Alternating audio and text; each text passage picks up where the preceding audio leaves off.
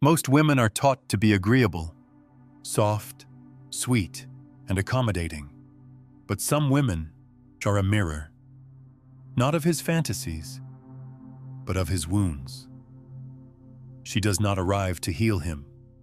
She arrives to reveal him, and that is what makes her unforgettable. He meets her on an ordinary day, or perhaps he's seen her before, in dreams that didn't make sense. Her presence doesn't scream, doesn't chase, doesn't beg for his gaze. But still, he looks. And when he does, something beneath his ribs begins to stir. Not love, not lust. Something far more dangerous, recognition. Because she does not reflect back to him the man he pretends to be. She reflects the man he hides, the coward, the abandoned boy, the manipulator, the liar, the addict, the hollow king with a crown made of silence and approval. And it's disarming, unnerving, riveting. She speaks not to his mask, but to the part of him he buried under performance and pride. Where others worshipped his potential, she names his patterns. Where others adored his strength, she sees his shame. This woman is not cruel, but she is clear, and clarity is what his ego fears most, because the ego feeds on illusions, on applause, on being needed, but she does not need him. She sees him. Carl Jung once said, "One does not become enlightened by imagining figures of light, but by making the darkness conscious." She is not a fantasy. She is the force that drags the light of truth into the dim chambers of his psyche. And that is why he becomes obsessed, not with her body, with her depth, not with her warmth, but with the fact that she is not owned. She is not his to mold, to tame, to fix, and in her reflection, he meets the edge of himself. She does not argue. She observes. She does not dramatize.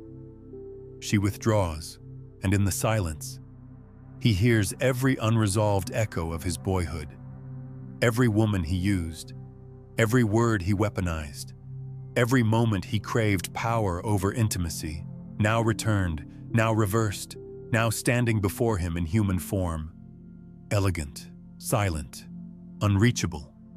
You see, she doesn't try to become what he wants.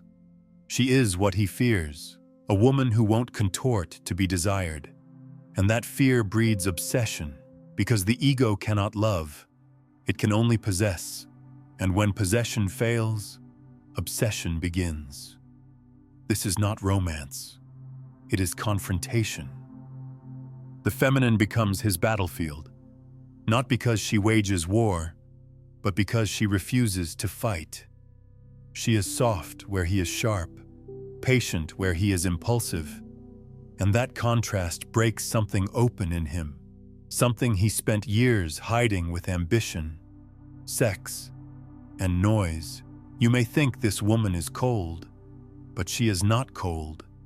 She is calm, and her calmness makes him unravel, because he's never known a woman who didn't react, who didn't explain, who didn't stay too long, hoping he'd change.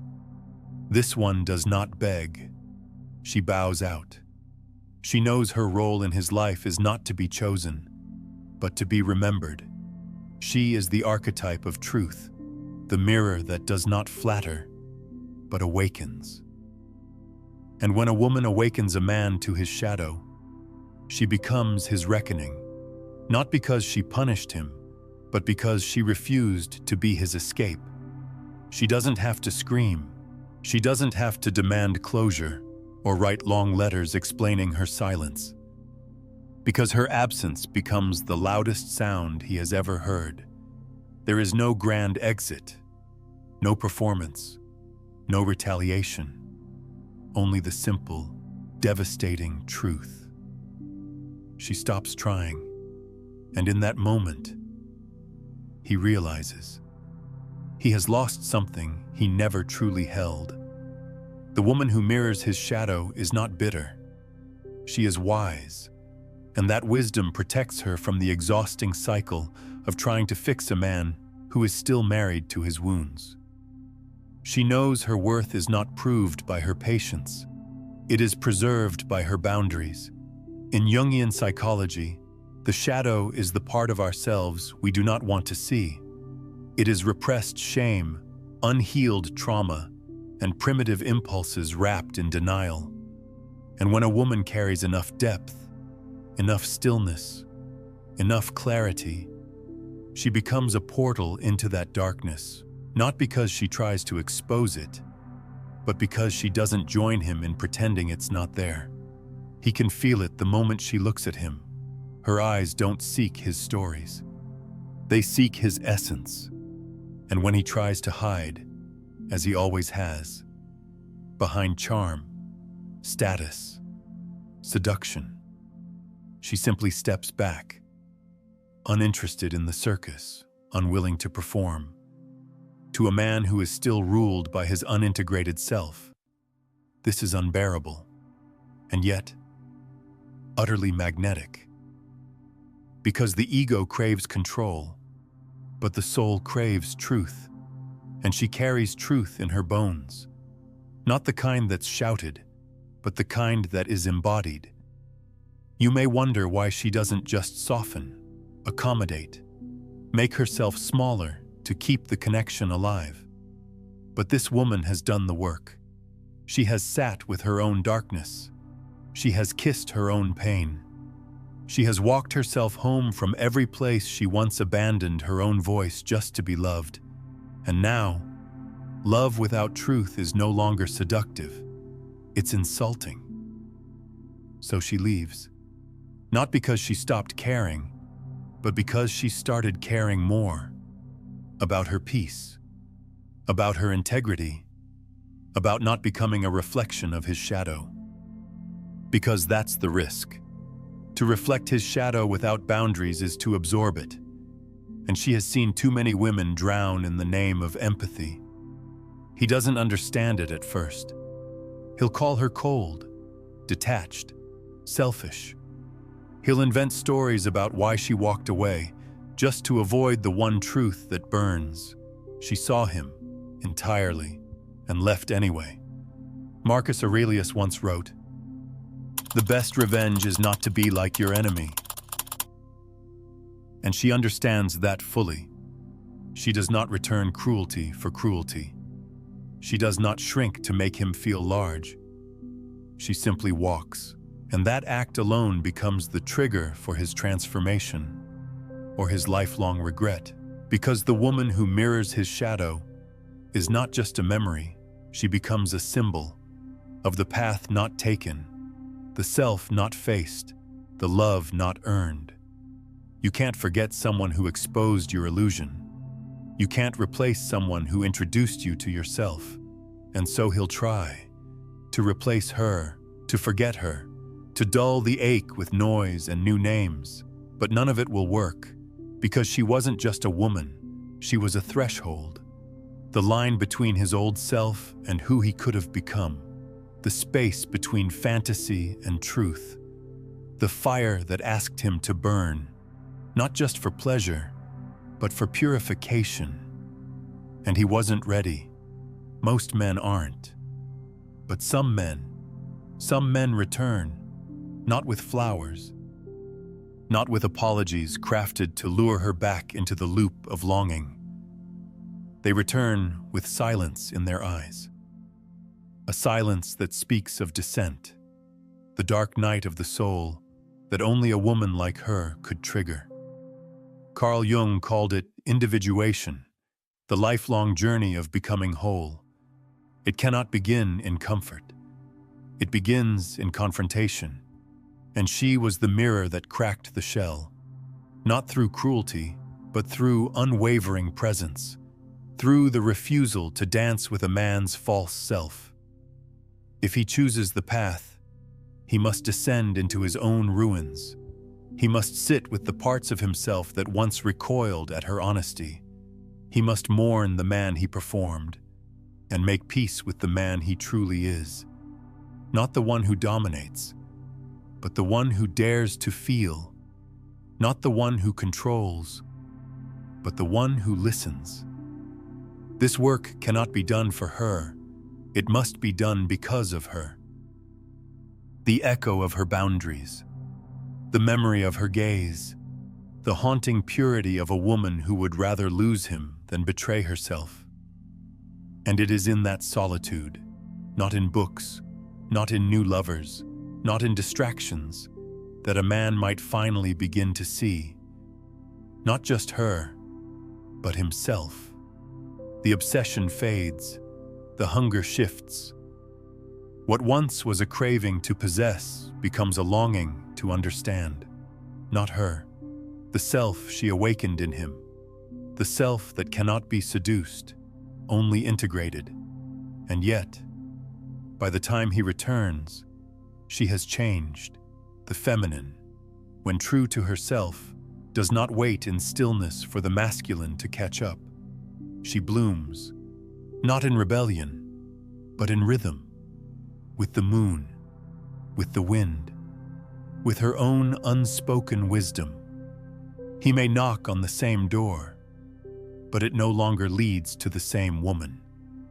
The irony of transformation is that those who sparked it often arrive too late to partake in its fruit, and still, she offers no cruelty. She simply stands tall. Softer now, perhaps, but unshakable, because she has seen what it means to betray herself for love, and she has chosen not to do it again. You can almost feel it in the air between them, the weight of unsaid things, the knowing that their story was not a failure, but a mirror. She mirrored his shadow, and in doing so, offered him a gift wrapped in pain, the chance to confront himself. But the gift was never hers to unwrap. It was always his task, his rite of passage, and hers was to walk away when he refused.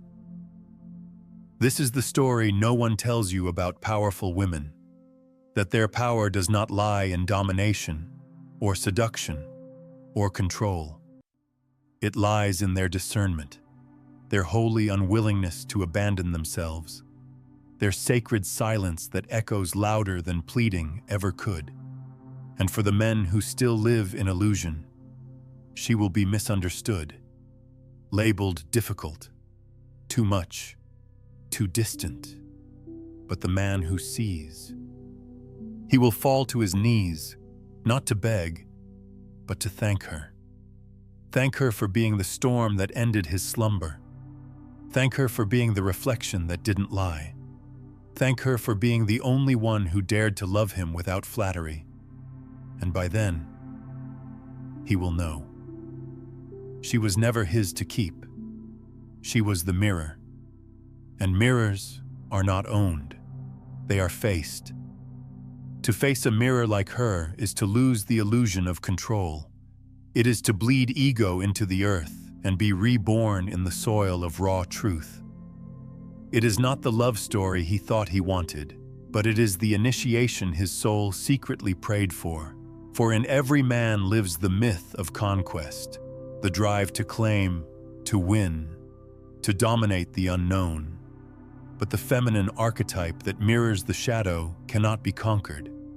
She doesn't yield to tactics. She doesn't flinch at absence. She doesn't chase closure. She stands at the crossroads of his becoming, a siren, not of seduction, but of sacred reflection. And yet, she holds no bitterness, only depth. A woman like her carries grief like a rose carries fragrance, not to harm, but to remind. She reminds him of what he lost by staying shallow.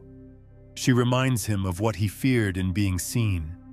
And most painfully, she reminds him of what he could have had if he'd dared to die before being reborn.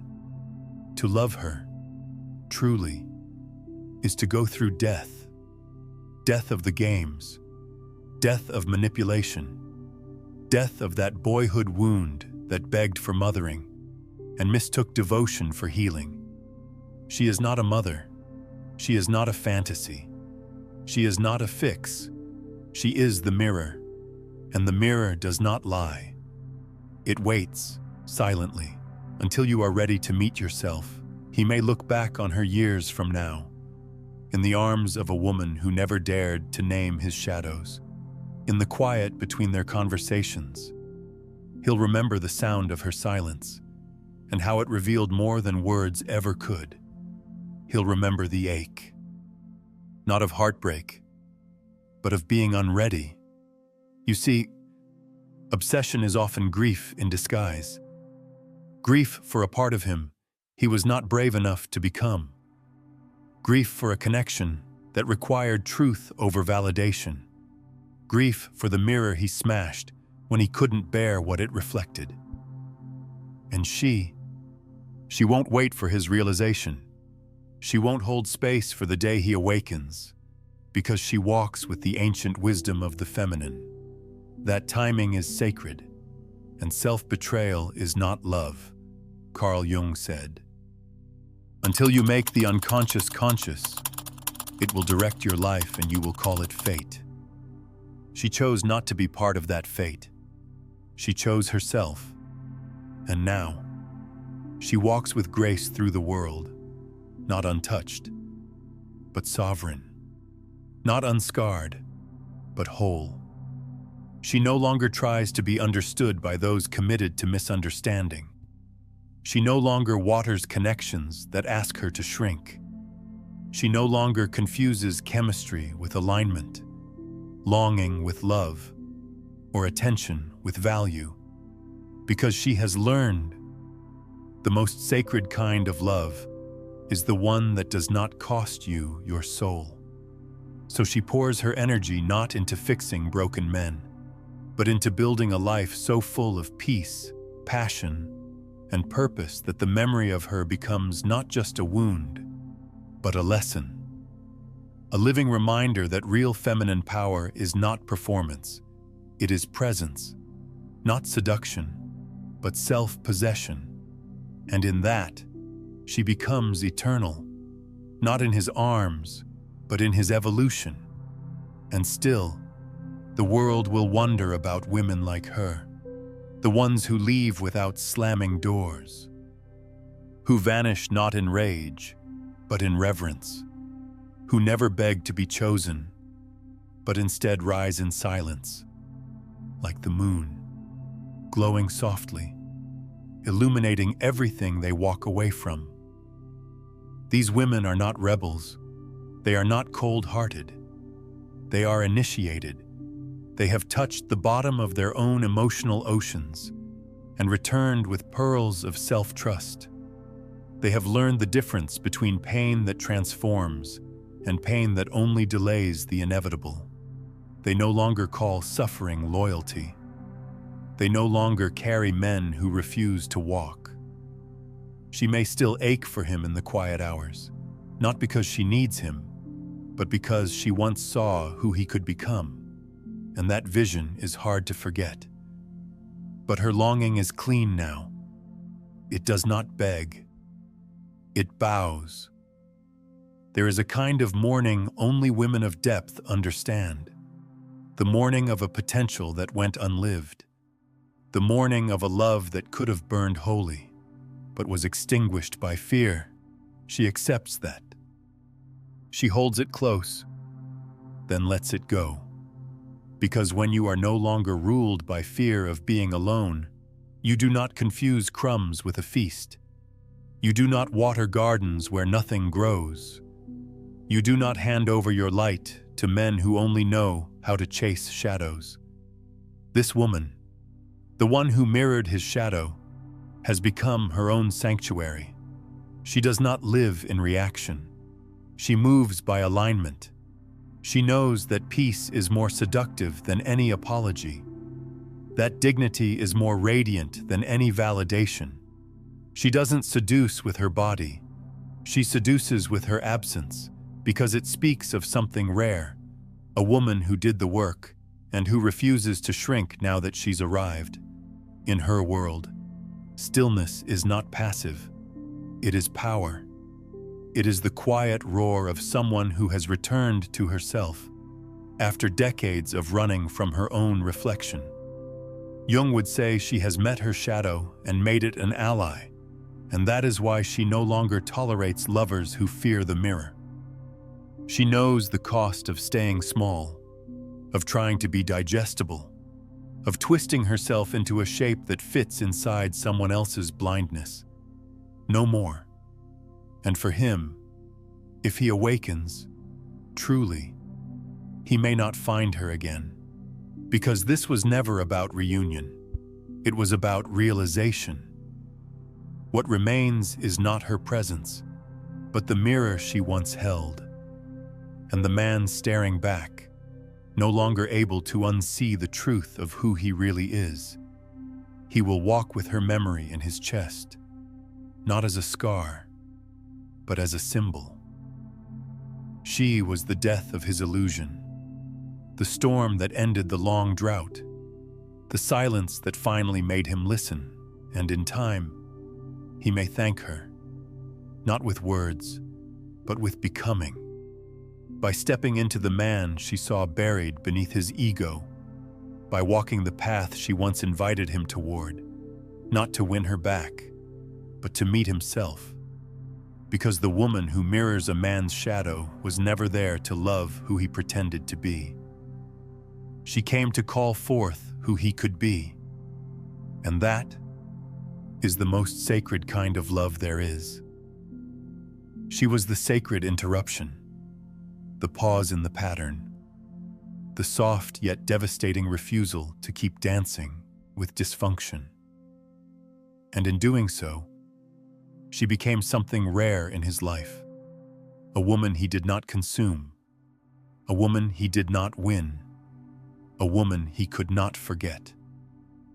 There will always be a temptation to return to comfort, to illusions, to women who won't confront his wounds. But somewhere, deep within his bones, he knows none of them will ever feel the same, because this one didn't want his mask. She wanted his truth, and when he couldn't give it, she left, not as punishment, but as prophecy. Her leaving was the oracle that warned of what happens when a man chooses ego over evolution. And in that, she became his greatest teacher, not by lecturing, but by leaving. She became a mirror, yes, but also a threshold, a moment in his timeline where a higher path opened, and where he chose fear, avoidance, familiarity. He thought it would pass, that the ache would dissolve, but it didn't. Because it wasn't just her he lost. It was the version of himself he could have met through her. There is no greater ache than realizing you were loved by someone who saw your soul and still couldn't stay, not because she stopped seeing your potential, but because you refused to see it for yourself. And as the years stretch forward, as life becomes quieter, he may begin to notice that something has shifted in him. He may pause before reacting. He may feel a strange reverence in moments of solitude. He may look into his own reflection one day and finally see the parts she once saw. The grief, the beauty, the unclaimed fire. It will not be her voice that guides him. It will be the space she left behind, a space once filled with truth, now filled with potential. And that space will echo every time he nears another woman, not as a comparison, but as a compass. He will recognize her spirit not in her return, but in his own becoming. And in that quiet, long-awaited moment of clarity, he will finally understand. She was never his to keep. She was the mirror, and mirrors are for those brave enough to look. And the woman who mirrors a man's shadow, she is not cruel. She is crucial, not for the man who needs to feel powerful, but for the man ready to be reborn. Because in the end, she did not destroy him. She destroyed his illusions and left him with something sacred. A chance to rise, a chance to evolve, a chance to become the man who no longer needs to chase, because he finally is. The woman who knows her worth doesn't chase. She chooses.